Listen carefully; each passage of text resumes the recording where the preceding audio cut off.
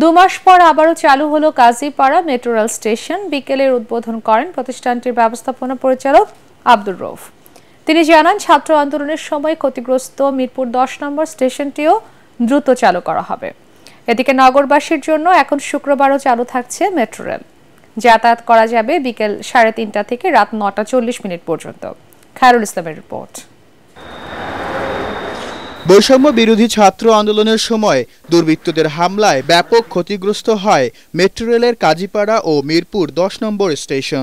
সে সময় এই স্টেশনগুলো পুনরায় চালু করতে কমপক্ষে 1 বছর সময় লাগার কথা বলা হলেও মাত্র 2 মাসের মধ্যে কাজীপাড়া স্টেশন চালু করেছে অন্তর্বর্তীকালীন সরকার। সেই সাথে যাত্রীদের সুবিধার্থে শুক্রবারও মেট্রো রেল চালু রাখার সিদ্ধান্ত নেয় কর্তৃপক্ষ। দ্রুততম সময়ের মধ্যে বন্ধ হয়ে যাওয়া এই স্টেশন চালু এবং শুক্রবারেও মেট্রোর সুবিধা পাওয়ায় উৎফুল্ল সাধারণ যাত্রীরা। এখন যদি কাজীপাড়া চালু হয় আমাদের জন্য, কাজীপাড়াবাসী, তারপর সেনপাড়া, বারেক মোল্লার মোড়, সবার জন্য খুব সুবিধা হবে।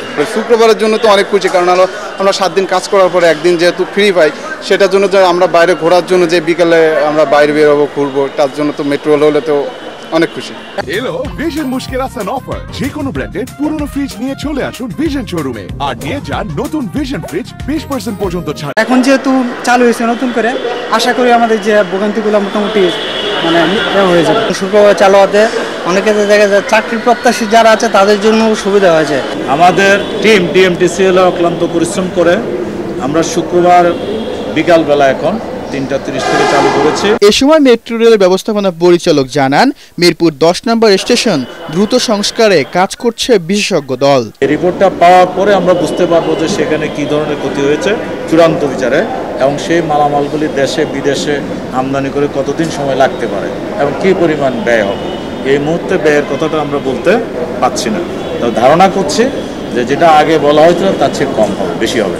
এদিকে সর্বোচ্চ যাত্রী সেবা নিশ্চিতে প্রতি 3.5 মিনিট পর পর মেট্রো রেল চলাচলের বিষয়ে কাজ করা হচ্ছে বলেও জানান এই ঊর্ধ্বতন কর্মকর্তা।